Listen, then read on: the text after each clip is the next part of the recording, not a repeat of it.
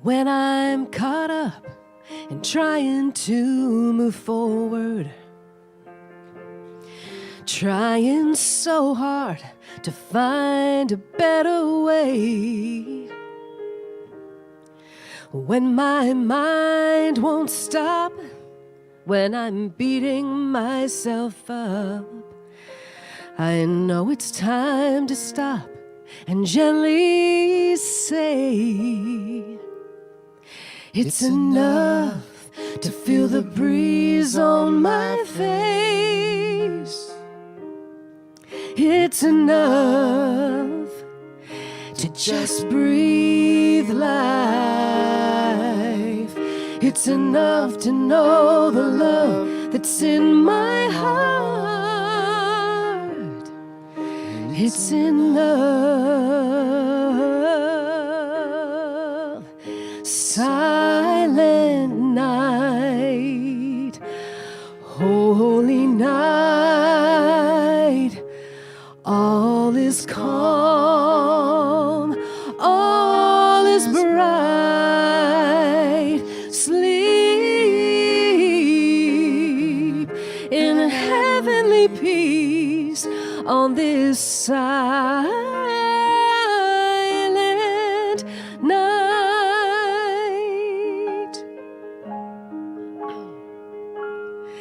And in this place of calm and still and wonder, life is magical again, and I am free. And I don't need to know just where or how to go. Right here, right now is all I need. Silent night, holy night, all is calm, all is bright. It's enough to know the love that's in my heart. In heavenly peace on this silent night. Life is a gift, so are you, and so am I. I don't ever want that truth to slip on by. So please remind me that it's enough to feel the breeze on my face. It's enough to just breathe life. It's enough to know the love that's in my heart. In heavenly peace, it's enough just looking in your eyes. Oh, on this silent night.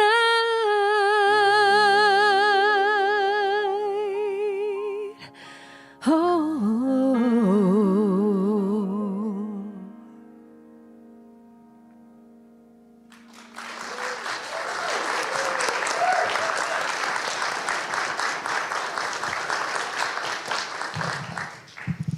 Thank you, Lori.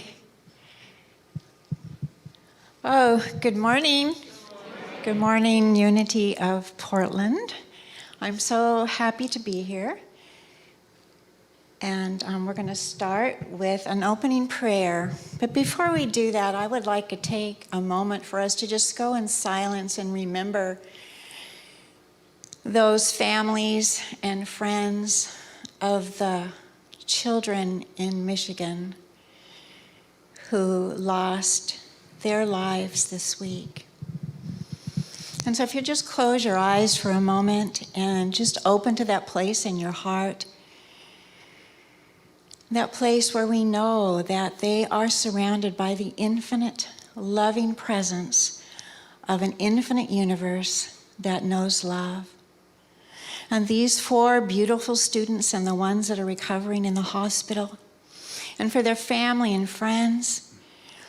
Just that knowing that life is where they are as they open to the comfort that is offered them through their community and offered to them through prayers that are coming from all over the world. And so I ask that for a moment in silence, we pray, each one of us in our own way, sending that love and light to circle their families and this community with absolute loving embrace.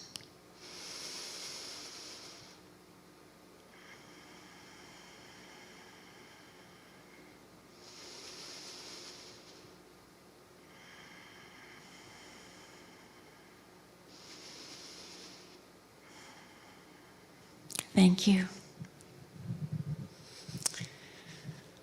I know this week I felt a lot of sadness, and so I've come here to share some joy that we're here and that we're well and that we're moving into this busy Christmas season.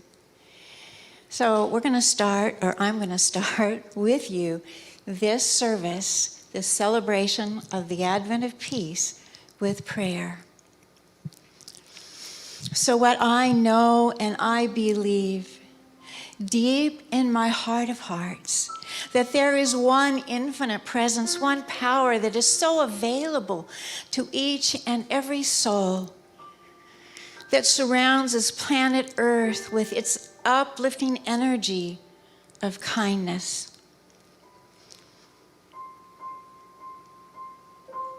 And so I know that I am not separate from this infinite presence and power of love. It moves in and through me. It is who I am at the depth of my being and rises up and out into this universal awareness where we get together and we celebrate love.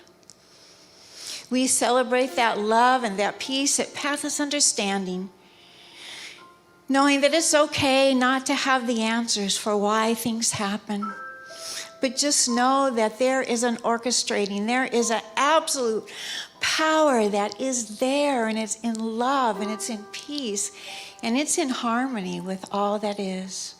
So I turn within to this power this morning, speaking for and about this service today, knowing that we are all, each one of us here by divine appointment, that we are each here to fulfill and open that space within us that wants more life, more love, more good, more peace, more joy in our lives and the lives of our family and friends and our communities. So I know this service is a welcoming place, and I invite all of us into it in its warmth and beauty.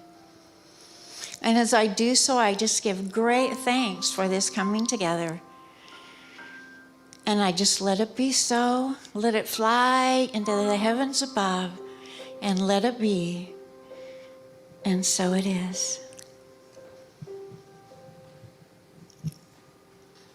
So good morning. It's nice to see you all here.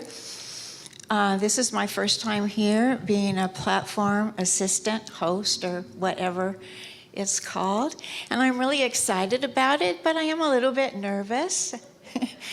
And so I'm hoping for your forgiveness if I get mixed up any place, if I go one way and I'm supposed to be going another way. I hope that you'll send me that warming love so I can just get back to it, okay? And, very important thing. I am Susie Ellen, and I have just stepped up in many different facets and ways in this community, so you'll be seeing me around a lot. And that makes me happy, and I hope that I will bring some support and happiness to your lives also. I do have a little cheat sheet up here. Because though I've listened to this for Sunday after Sunday for months and months, it's a little bit different being up here. So now I'm going to invite Beth up. I remembered for the offering. Oh no, for the announcements. I'm all ready to be through, you guys. We are so grateful you're here, Susie. Thank you so much. We are. Absolutely. Well, good morning. Yes, and hello to the virtual family out there as well. I'm going to start with you. If you have not come by the office to pick up your holiday services bag, we invite you to do that. We are here in the office Monday through Thursday from 10 to 4, so stop on by.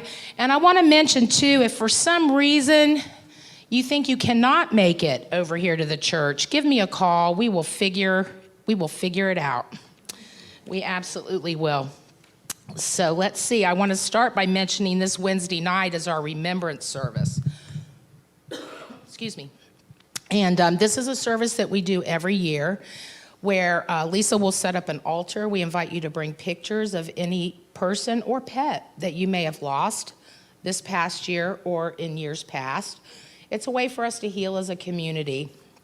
And so we ask you to come. It's going to be at 7 o'clock here in person, and we're also going to be streaming it as well, so you can partake in it that way too.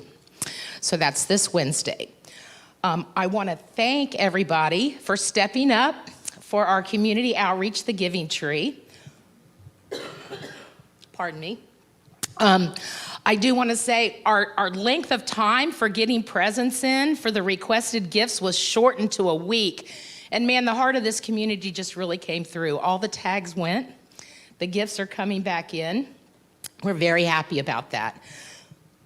Excuse me. I want to mention that on the flyer that you received, and there's some more flyers out there, and also in our newsletter, there's a list of items that we're still collecting through December the 26th. So you still have an opportunity to give from your heart to people who are less fortunate than us during this holiday season. And you can also make a donation if you're not a shopper, if you don't want to get out there in the fray, you can go to the push pay on the donate button, scroll down to the Giving Tree, and you can donate that way. And your offering will get in, and we will be able to purchase some things for these folks. We thank you in advance. Next Sunday following the service is our family Christmas party. We haven't been able to gather and do this. It's been over a year. We're going downstairs. And we have our bakers are going to be busy. They're baking this week. They're bringing in cookies and goodies and treats. We've kind of pulled back a little bit. We're going to do handheld treats. We're going to do coffee, hot chocolate, tea, that kind of stuff. Santa's going to be here. It's going to be a wonderful time of connection. We invite you all to come and join us next Sunday after the service. And bring the kids. The kids will be here too. I want to mention if you're seeking community, closer connection with people, we have some group meetings coming up in the next couple of weeks. This Friday, December 10th, is the Ongoers Lunch. This is our 55 and up group, and they meet once a month for lunch at a local restaurant. This month, they're having a white elephant gift exchange, so bring your little gift with you. Don, are you in here? Don or Liv? Don Davis. He's been heading this up for a long time. Stand up, Don, so they can see who you are. If you have any questions, see Don after the service. He has all the answers about the ongoers.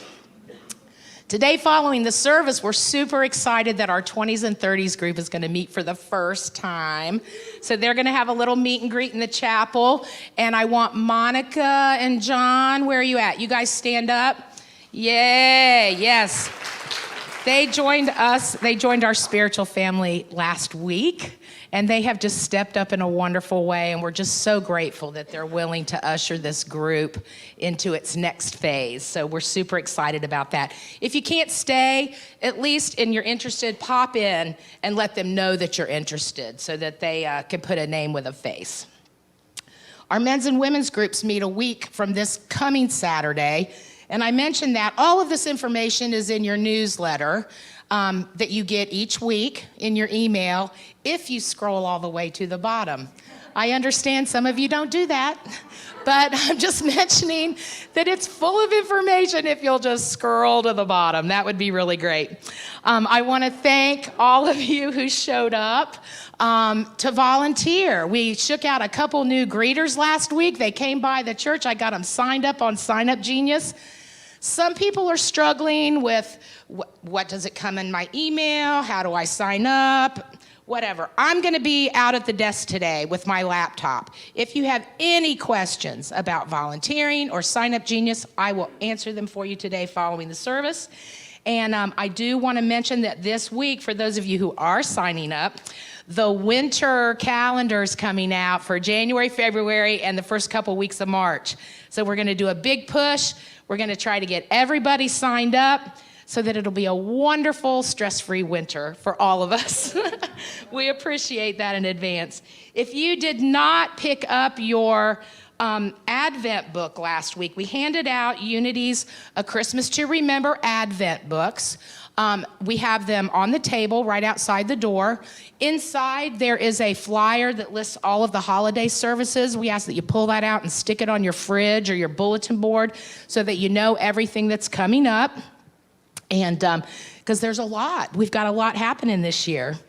I want to make mention, we have a person in our congregation, in our spiritual family, Robert. Robert, stand up. So you might see Robert outside on Sundays after the service. He sells street roots. And we totally support him in his efforts to create a life for himself.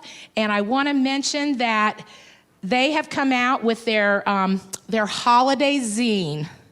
And it's $4. It's full of poems from all the folks who support this and who are supported by this. So we appreciate it. It makes a great stocking stuffer. So support Robert, support this wonderful effort. He'll be out there today following the service. So at this time, I want to bring up Olivia Clark. She is one of our board members. And I just want to say, okay, so thank you, yes. We have the most awesome board of directors. I worked at a Unity Church for 17 years in my first life, way back when. And so I've worked with 17 different boards because they rotate every year and you always get new people. But we are so blessed to have this board who cares so much about this spiritual family, about this building that we're in, and about the future of Unity of Portland. So without any further ado, Olivia. Thank you, Beth. Hello, everybody. I feel like I'm the only one without long hair. I didn't get the memo. Boy, it's really, oh, right. He doesn't have hair, right. Sorry, I wasn't looking over there. It really is kind of nerve-wracking to be up here. I've never been up here before, so it's really fun to see everybody and I might cry. All the people that I really love, it's so great to see you. You know, after 500 days of not having services in the building, it's really great. My heart is open and I'm tearing up, sorry. And during that 500 days, Reverend Lisa pivoted like you wouldn't believe. It was an amazing effort to go online services. Thank you to the people at home, and thank you to our crew up there who facilitates continued online service.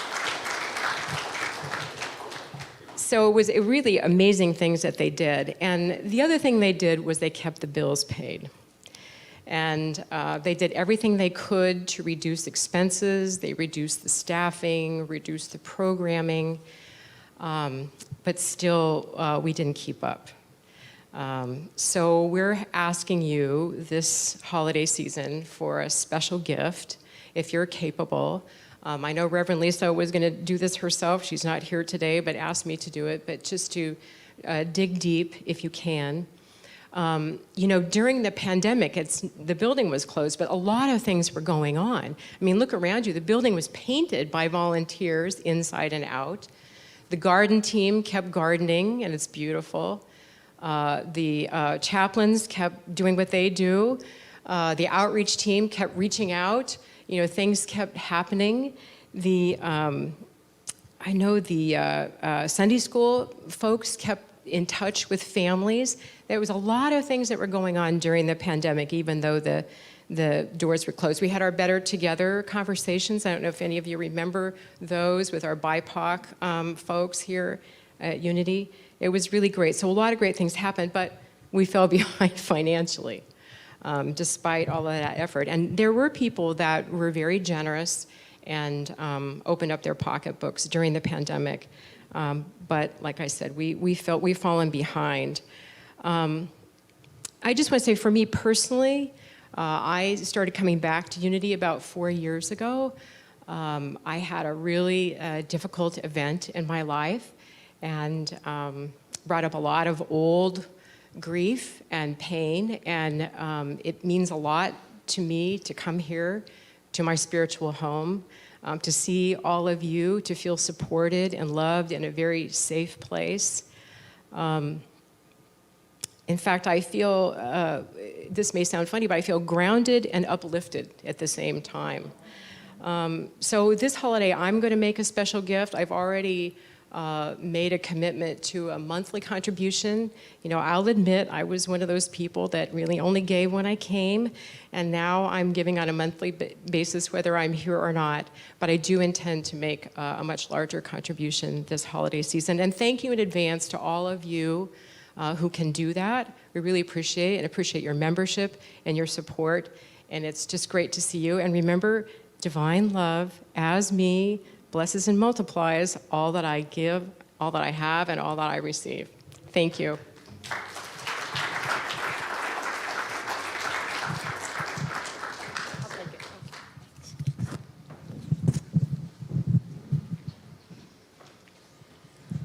Today we're celebrating a Christmas to remember, and the Advent is season of peace. And I also want to welcome you at home too. I didn't do that at first. Those that are watching, we're so glad to have you as a part of our community and that we're a part of yours. So I would like to now introduce you to Reverend Jane Hyatt. Oops. A group song. Oh, a group song. I don't have that on my thing here. I release and I let go. Okay, I release this and I let go. I let Spirit run my life. Good morning. We invite you to stand up if you're feeling it and join us in I release and I let go. I release and I let go. I let the Spirit run my life, and my heart is open wide. Yes, I'm only here for God. No more struggle, no more strife. With my faith I see the light. I am free in the Spirit. Yes, I'm only here for God. I release and I let go. I let the Spirit run my life, and my heart is open wide. Yes, I'm only here for God. No more struggle, no more strife. With my faith I see the light. I am free in the Spirit. Yes, I'm only here for God. I release and I let go. I let the Spirit run my life, and my heart is open wide. Yes, I'm only here for God. No more struggle, no more strife. With my faith I see the light. I am free in the Spirit. Yes, I'm only here for God. I am free in the Spirit. Yes, I'm only here for God. I am free in the Spirit.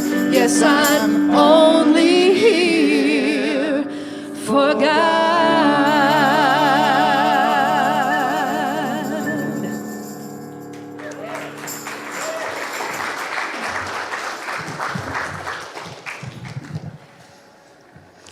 So I'm looking at the little order of service that I have that Reverend Lisa sent to us, or to me, and I realized that it is not exactly in sync with this one. So we'll have to just like trust in spirit that this is going just as it's supposed to be this morning. And I want to just take a moment to give a little shout out of appreciation and support to our chaplains. If you would stand up. They do so much for this community.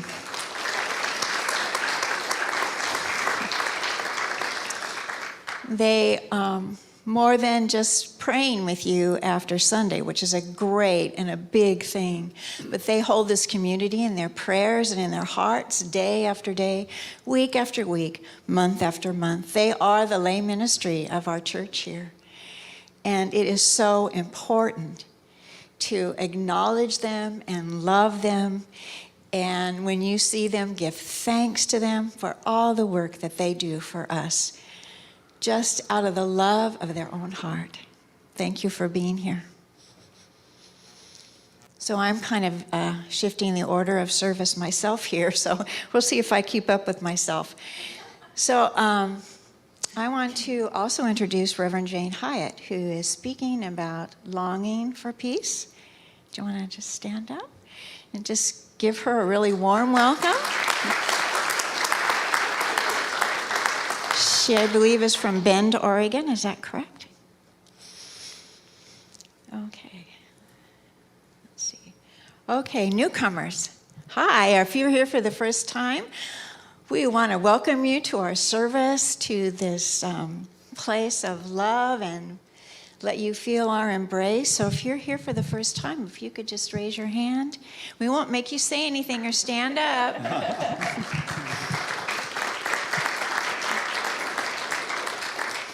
We are so glad to have you here with us this morning to our welcoming service, and we want you to know that we hold you in that embrace of love that we all feel here in our Unity community.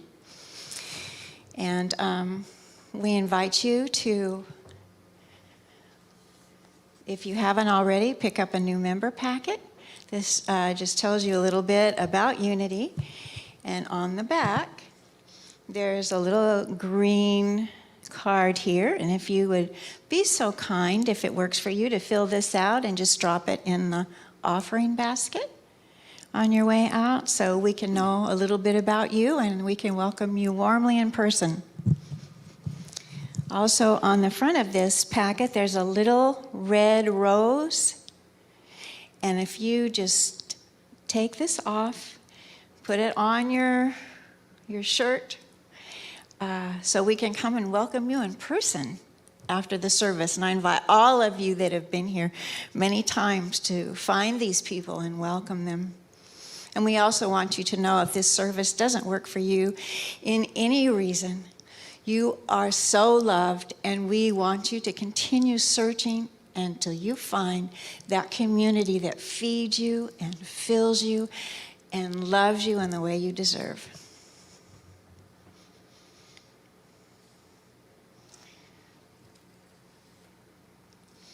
Now, this is the Advent of Peace, so I'm going to light the Advent candle. Last Sunday we did the Advent of hope and faith. And I think in my heart that when I have hope and faith, it does take me into a place of peace. Okay, we're going to do this one for last week.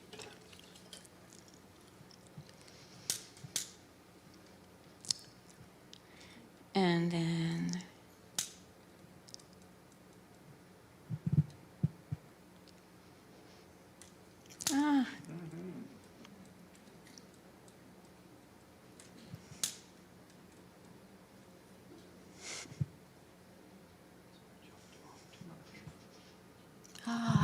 there we go.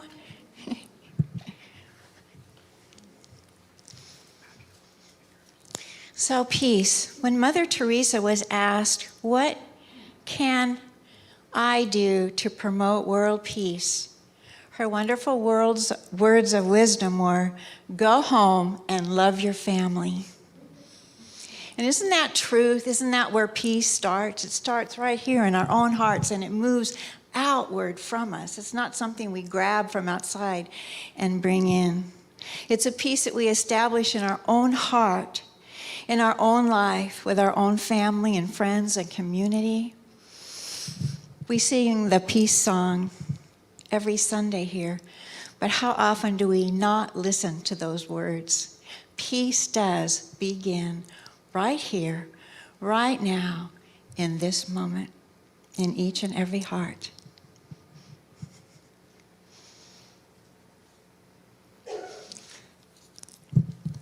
See, now on my little thing, I have the congregational song now. So you're not singing now? Meditation. Yeah, I have that too.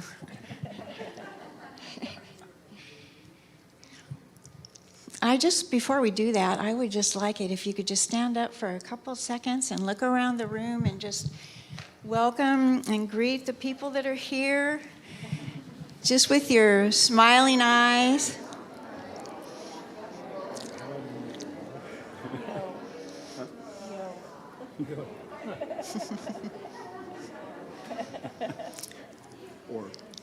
Okay, thank you.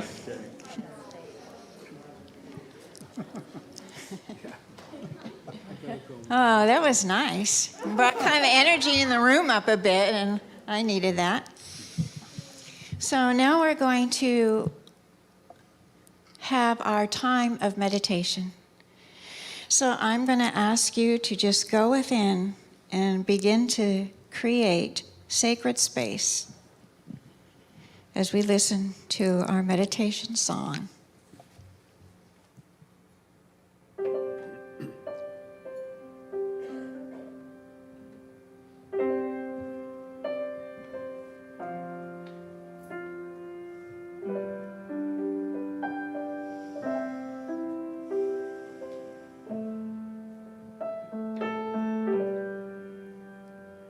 Let God be God in you.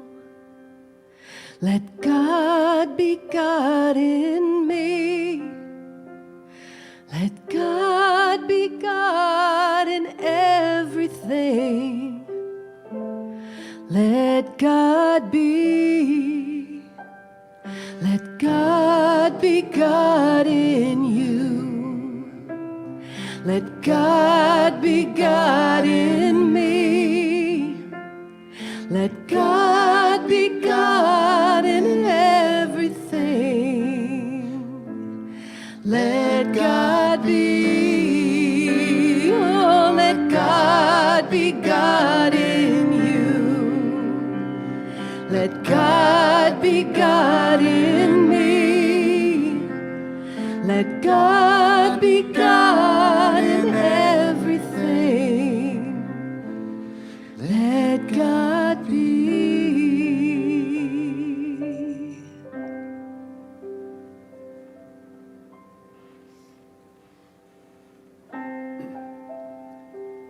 I invite you to just focus on your breath, breathing in and out, that breath of life, that force of creation. And as you breathe in and out, letting God be God in you, say the name of God. I am.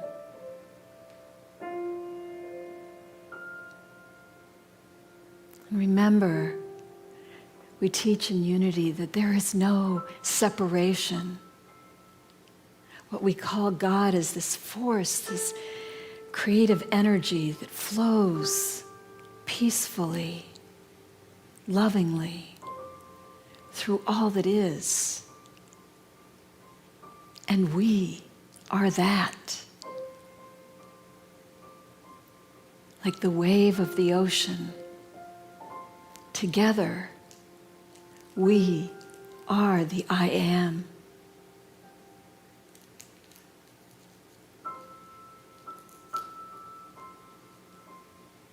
And so often, we focus on the I am not. We see our failings, shortcomings, or we see that in others. So this, in this season of peace, is a time of remembering who we actually are. We are the I am. So let's remember that together now in the silence, breathing in and out. I am.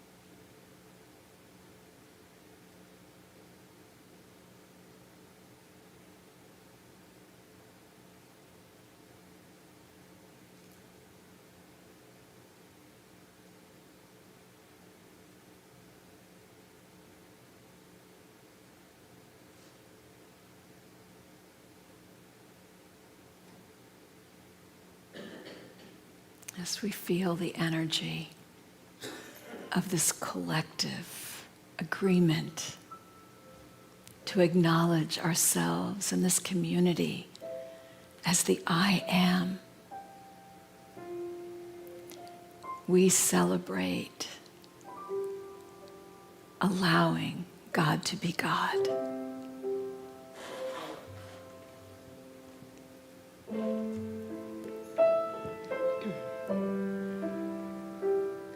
Let God be God in you. Let God be God in me. Let God be God in everything. Let God be, oh, let God be God in you. Let God be God in me. Let God be God in everything. Let God be. Let God be God in you. Let God be God in me.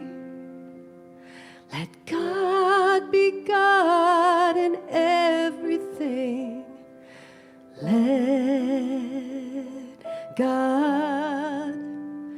Let God be.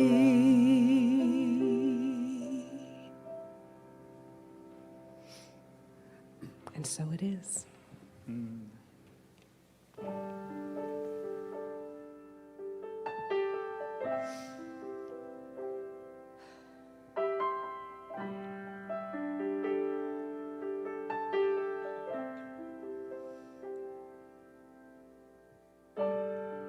Imagine we're in heaven.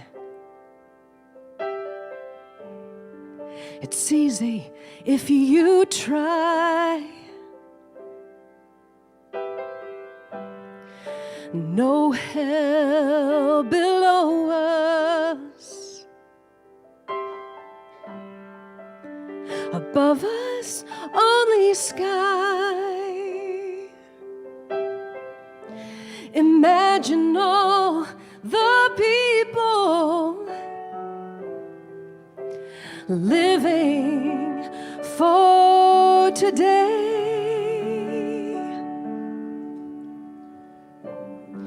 Imagine there's no countries. It isn't hard to do.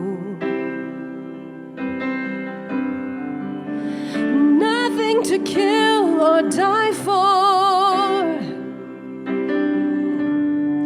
and no religion too. Imagine all the people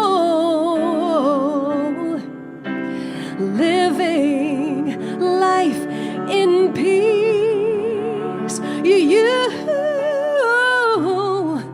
You may say that I'm a dreamer, oh, but I know I'm not the only one. I know one day we will join up, and this world will live as one.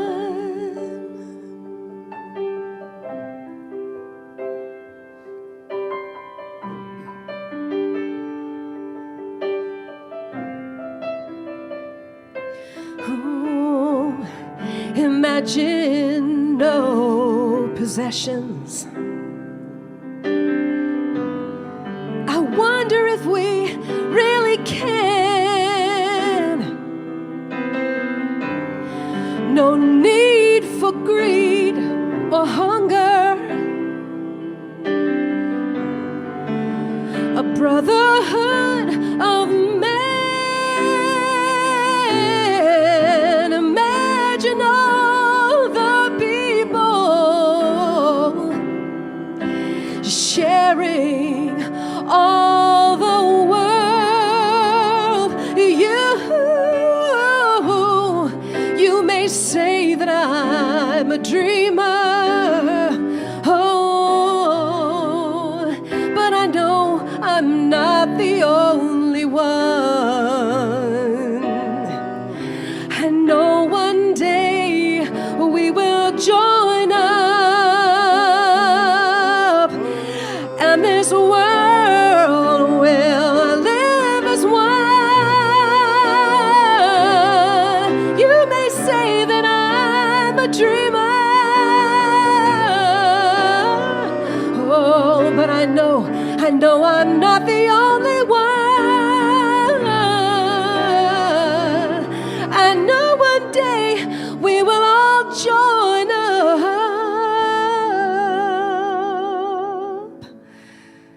'cause this world is one.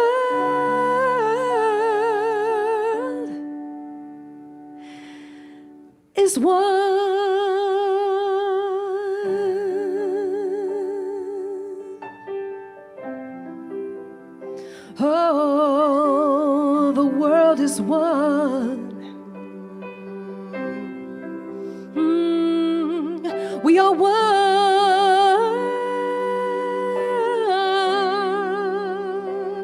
Oh, yes, we are. Just imagine.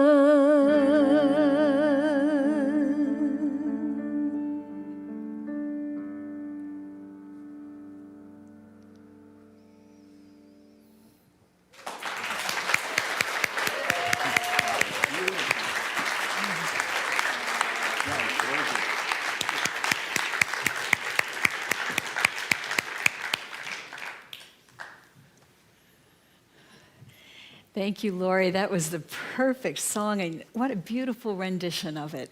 I know it's whenever you have a song that's been done by someone who's considered a master, you're sort of the theme of today. People get up here and, well, I don't know, I'm stepping out of my comfort zone, but you just did that so beautifully. Thank you.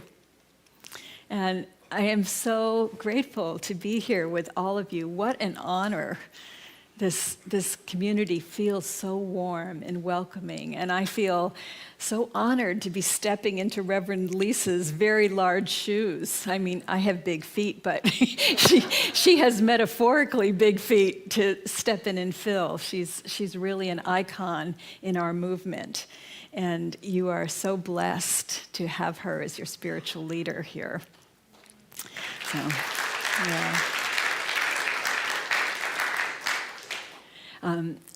I'm the minister at Unity Community of Central Oregon, over in Bend. So I had a beautiful rainy ride across the mountains yesterday to come see you, and I feel very grateful to be here. When I decided to talk about longing along with peace, because, peace is great, but for so much of the time, we are not feeling peaceful, right? And we see things that are going on in the world, and we're horrified by them. And peace just seems to be a dream that we can only imagine, maybe can imagine, but it isn't real for us here. And yet, if we are true to unity principles, it has to be real, because we claim the I am, and the I am is peace. So it's not outside of us. But that isn't how we were raised. At least it's not how I was raised. I was raised Catholic, and when we lighted the Advent calendar candles, we sang the song, O come, Emmanuel, and ransom captive Israel. Do any of you remember singing that song? So from a very early age, we were trained to implore a force outside of us to come and save us, because we were stuck in this place that was not peace. It was a place of enslavement. And we were remembering this archetypal agony of being a slave, and hoping to get out of that. But we know the principle: when we long for something and we put it outside of ourselves, it remains outside of ourselves. So our task is to live from the I am, to be peace, and allow it to come forward from the out there into the here, to be the peace, to let it begin with me. I was thinking about what stops us from doing that. And there are a few things that I came up with. There's probably quite a few, but I'm only going to focus on a few of them. One of them is guilt and blame. So we feel guilty. When I was a little Catholic child, and it was right about this time of year, I made my first confession. And I've been thinking about, I wasn't even quite 7 years old at that point. And here I was being asked to come up with all the sins of my past life. Let that really sit with you for a minute. 7 years old. And being a type A, even at 7, I came up with quite a list, which I was quite proud of myself the next day when I went in for the first confession, because all the little children were kneeling down, examining their consciences. I had it done. I had a list, until the nun came along and snatched the list away from me, which was horrifying on 2 levels. One was she knew all the sins of my past life now, and I didn't, and I had to go in there and confess them. So I had to quickly come up with them again, and then got in the confessional, and it was all dark, so the list would not have helped me. But I know, I feel sorry for those of you who were not raised Catholic, because there just are so many good stories of how strange it was. But what I realized is that from a very early age, I was taught to focus on what was wrong. And I don't think that the Catholics had a corner on that. I think as a society, we have been raised to focus on what is wrong with us personally, and what is wrong with everybody else. And that is the antithesis of peace.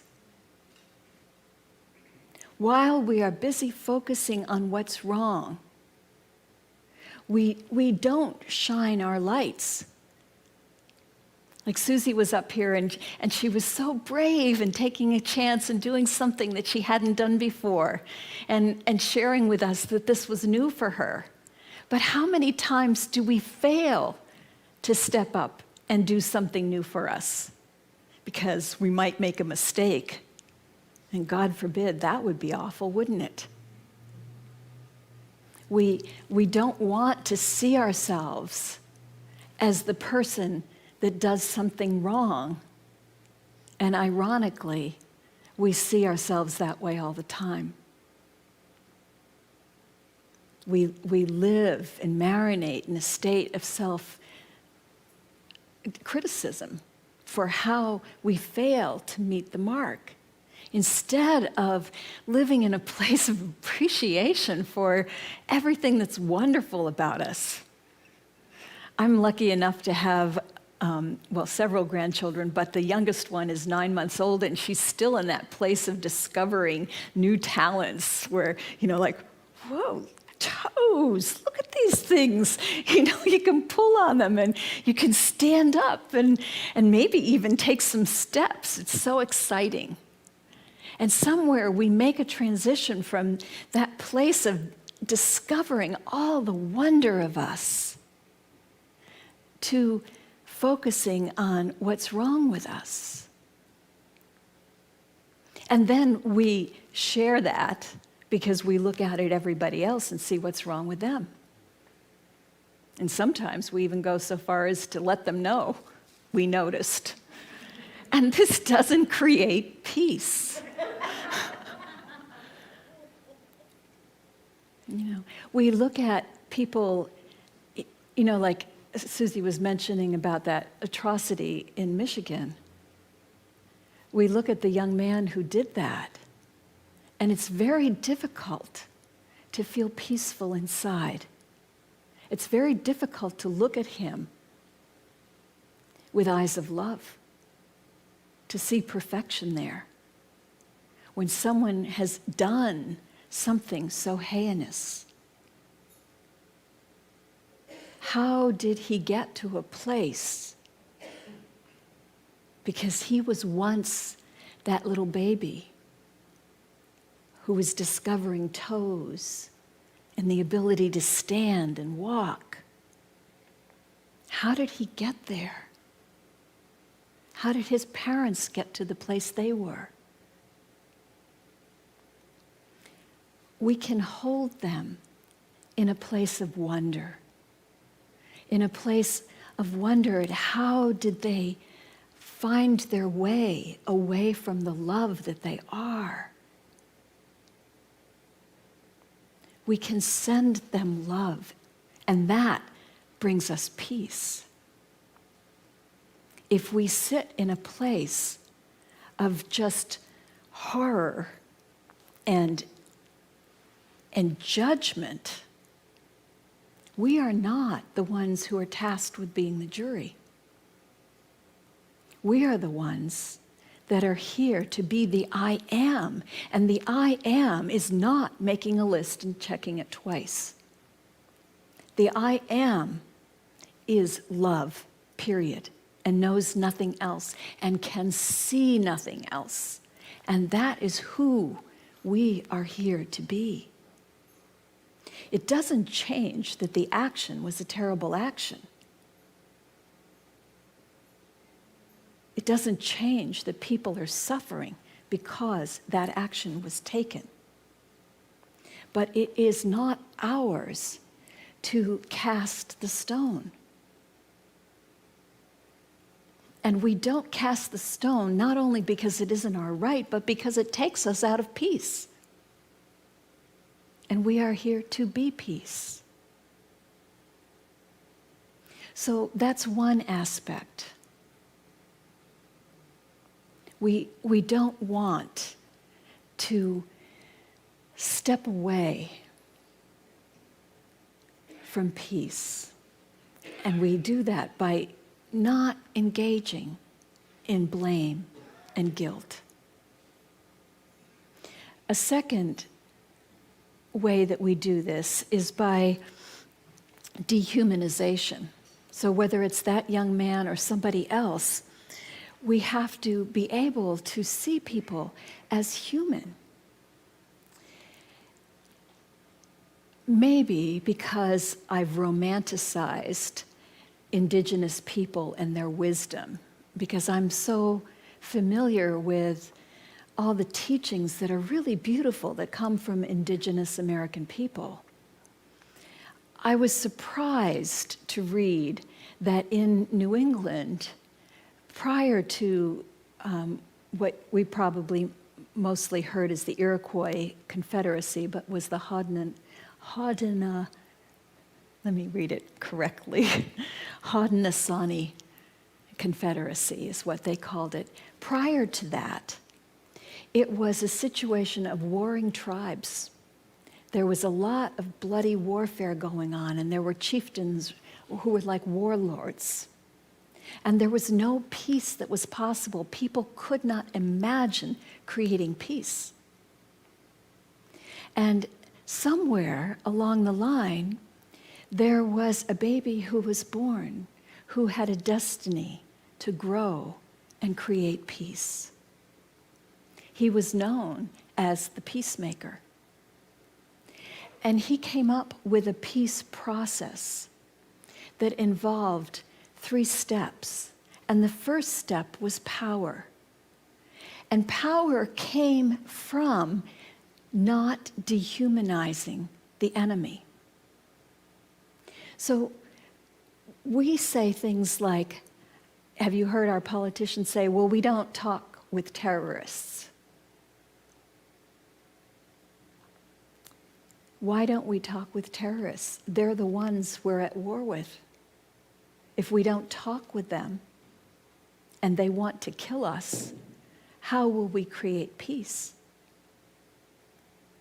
Whoever it is that is your personal enemy, if you have one,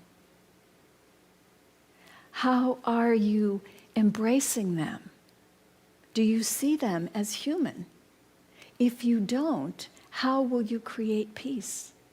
So that was the first step, was our power comes from seeing the humanity in the enemy. And the other 2 steps were that once we see that humanity, we recognize that there are things that we share as humans that everybody cares about. It might be a short list, but there's a list. For example, we all care about our children. We all want to have peace. We all want to be happy. We all want to be healthy. So as humans, there are things we have in common. And then the third thing is we recognize that peace is a process, and we move it along as far as we can. I know that a lot of you read the book Caste by Isabel Wilkerson, and if you read it, I don't know if you remember this, it struck me so much when I read it, but the story of the plumber. And for those of you who didn't read it, the story is that after her mother and her husband had both died, and it was in the year just after that, and she was in a difficult place in her life, and something went wrong with leaking in the basement, and she needed to have it fixed, so she called a plumber. And when he got there, she lived in an affluent neighborhood, and when she opened the door, he looked at her like so many have looked at her with, "Where's the lady of the house?" acting like she was the servant there just because she had black skin. And so, and the person that was standing there looked like somebody who had probably voted for Trump. And so there she was. They were the enemy standing there. And she brought him in and showed him where the problem was, and he was very unhelpful. And just standing around, and she's saying one thing after another, and he's just not responsive, and she's thinking, and I'm probably going to get a bill for this, and he isn't even doing, I mean, she's moving boxes out of the way and trying to do it. And she's feeling very frustrated. And then she remembers, because one of the pillars of caste is dehumanization. She remembers the common humanity, even though it's hard for her to see that in this man. And she says, "My mother just died a year ago. How's your mother? Is she still around?" And he gets quiet and he says, "No, she died about 10 years ago." Oh, and suddenly there's this bond. They've both lost a mother. And they begin to talk about their mothers and what that's like to be without their mother. And they continue with that, basing it on common humanity. And the next thing you know, he's being quite helpful, and he finds the actual problem. And he doesn't charge her a lot. And after he leaves, he ends up coming back because he remembers one more thing that will make life easier for her. And now they are behaving like friends, even though they probably don't have a lot in common in terms of their culture. They have humanity. So I invite you to think about, where in your world is there someone who, when you think of them, you don't really notice their humanity,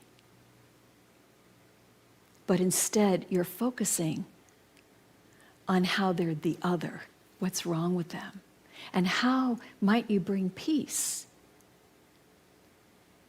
if you really recognized that humanity.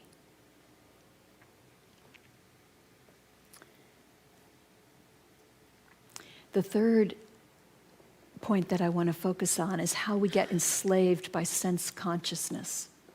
So we think about, well, there will be peace when, fill in the blank. When then? When the pandemic is over. When there's somebody different in office. When, we always have a when, right? When then? Peace is now. And when I know peace, then it goes out.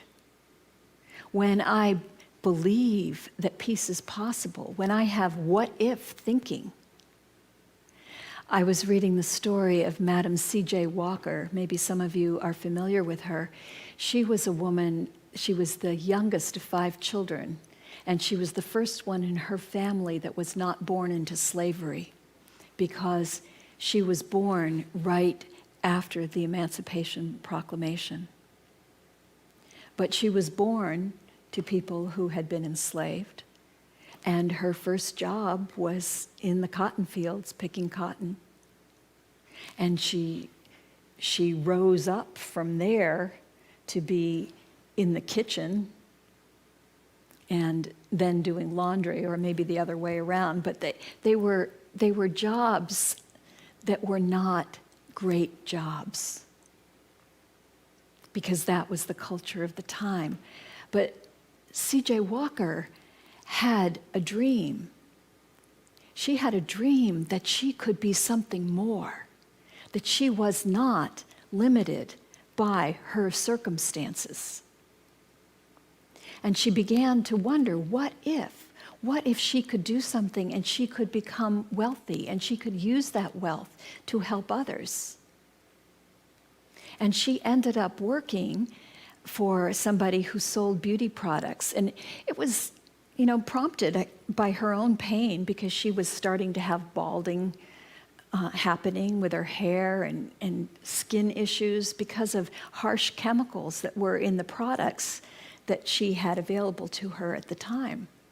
And so she found somebody who was selling products that were better. And over time, she ended up starting her own company and coming up with products that were even better than that. And she empowered women to work in that company and to become beauticians, and she paid them generously. And she went door to door and gave talks, and she was really quite the entrepreneur. She ended up being one of the wealthiest self-made women in America, really the first that had that level of wealth. And she used it to help others, not only the women that worked in her company, but giving to causes. She supported the arts, she supported the NAACP. She was quite an interesting woman. But it all began with her refusal to be defined by her material circumstances. She was orphaned at 10 years old. She was a widow 2 years after she was married, at a very young age, I might add. She didn't come from money. She had, I think, 3 months worth of formal education in Sunday school, and that was it. And yet, look at what she became. She's a model for all of us. So today, what I'm really encouraging all of us to do is take peace out of the realm of longing and decide that we are it. To let it radiate from us. Before the service, I met a man from your community, Alex, and I was so impressed by him because he started out, when I first met him, telling me that he had come here for the first time in a while. He's been part of the virtual crowd, and he came because he saw my smile and he liked that. And so he thought he would come, and he had a great experience last night at another event, and he was ready to kind of soak in the energy here. And he had such sweet things to say about me. And then I watched, and he was introducing me to Monica and just showering her with so much appreciation for who she is as a person. And then he came over where I was talking to Charlie, and he starts showering Charlie with appreciation. And I thought, wow, what a light this man is. And he's not doing something hard. He's doing something we all can do. We can shower one another with love and appreciation. We can take the time to see people and see what is beautiful about them. I went to the Vincent van Gogh exhibit at the convention center last night, and if you haven't been, you don't have an excuse because you live in Portland. You have to go. It was so beautiful. It was so beautiful. And one of the comments was, when you're in nature, if you look, you see beauty everywhere. And we are in nature. Human beings are part of nature. There is beauty in everyone.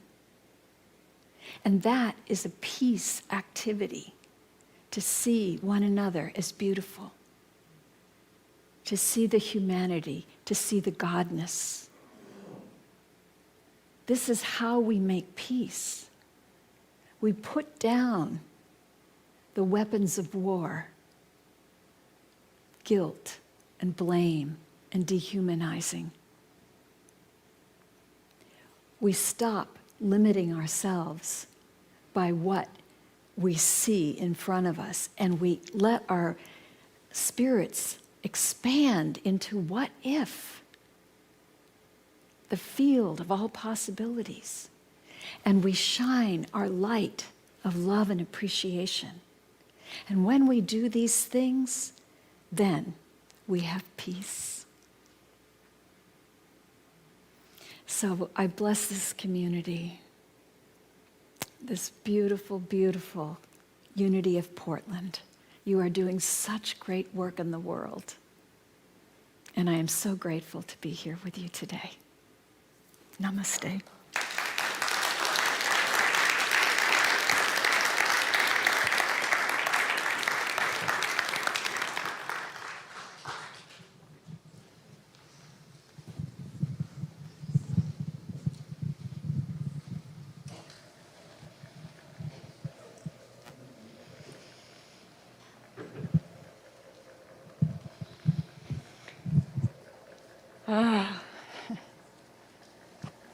hard to talk through that.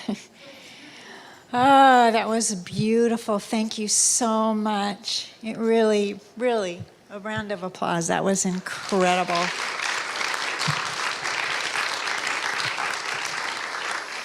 What an honor and a joy to listen to such beautiful words, and words that are so designed to just move into the heart space and move us to a different place in consciousness in this moment. So thank you. And thank you for the wonderful music today. Oh, it's been just great. We are so blessed in our community with our music. It's great. Now, are you singing or am I doing the offering? Oh, well. Okay. We're on different tracks here, on different orders of service. So, but it's all one, right? It all just leads us to peace and beauty. So, we're going to do the offering now. And we have a little screen up here that kind of gives us different ways to tithe. And I'm going to let you read it because it doesn't make much sense to me. But I know that those of you that give in these ways, there they are. Huh? I was coming to that. And for those of us that give here and now, there's baskets in the back, and you're also welcome to mail a check in. Oh. So I know that we're running a little bit late this morning, but it's just been wonderful. It's been wonderful to spend time with you. We're just going to, if you have your offering with you this morning, or if you have already taken care of that, I just want you to feel that sense of abundance. That sense that absolutely knows that we have everything we need to support ourselves. And that is, in giving, we do receive. That is a principle. That is an infinite law. The more love, the more time, the more of our abundance that we share, the more we do receive.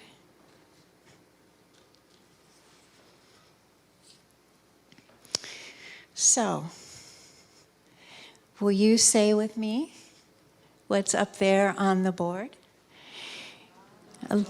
Love as me blesses and multiplies all that I have, all that I give, and all that I receive.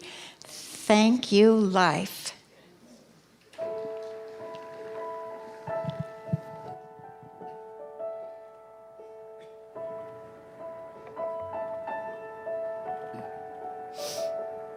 On this cold, dark day of this 12th month, I lift my head looking for the sun. I can't see it, but it's there, it's there. One beating heart, one smiling face, one hand to hold, one warm embrace. Can you feel it? Oh, feel it.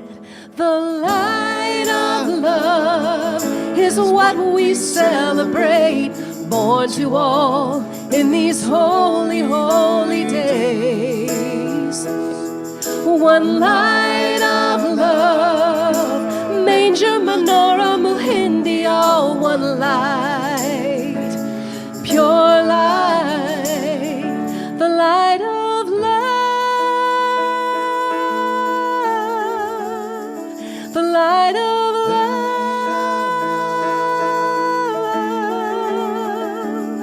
All the branches bear the fruitless trees, making way for what's to be. I can't see it, but it's there, it's there. A bright new sun, a brand new life, rising up just beyond my sight. I'm believing, oh, believing. The light of love is what we celebrate, born born to all in these holy, holy days. One light of love, manger, menorah, Muhindi, all one light, pure light. The light of love is what we celebrate, born to all in these holy, holy days. One light of love, manger, menorah, Muhindi, all one light, pure light, the light of love, the light of love, the light of love,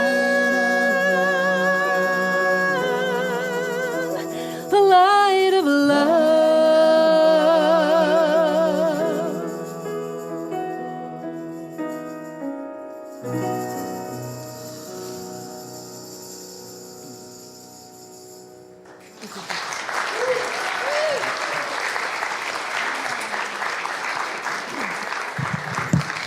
What a wonderful way to end our service and move out into the community this morning.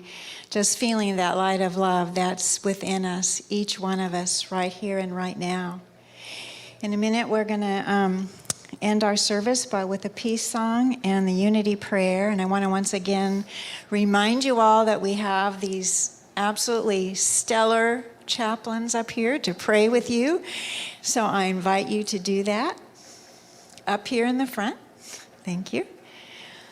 The light of love. Thank you. The music has been so phenomenal this morning. It's touched and opened, and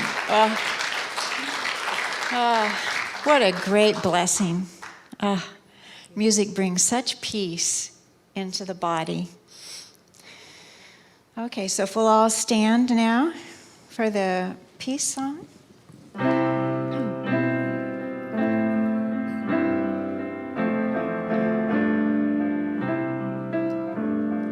Let there be peace on earth, and let it begin with me. Let there be peace on earth, the peace that was meant to be. As God as Creator, family all are we. Let us walk with each other in perfect harmony. Let peace begin with me. Let this be the moment now. With every step I take, let this be my joyous vow, to take each moment and live each moment in peace eternally. Let there be peace on earth, and let it begin with me.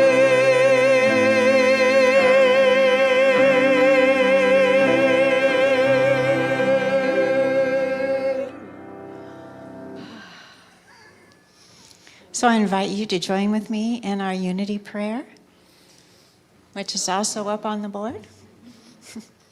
The light of God surrounds us. The love of God enfolds us. The power of God protects us. The presence of God watches over us. Wherever we are, God is, and all is well.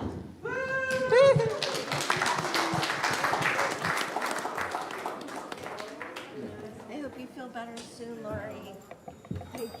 That was awesome.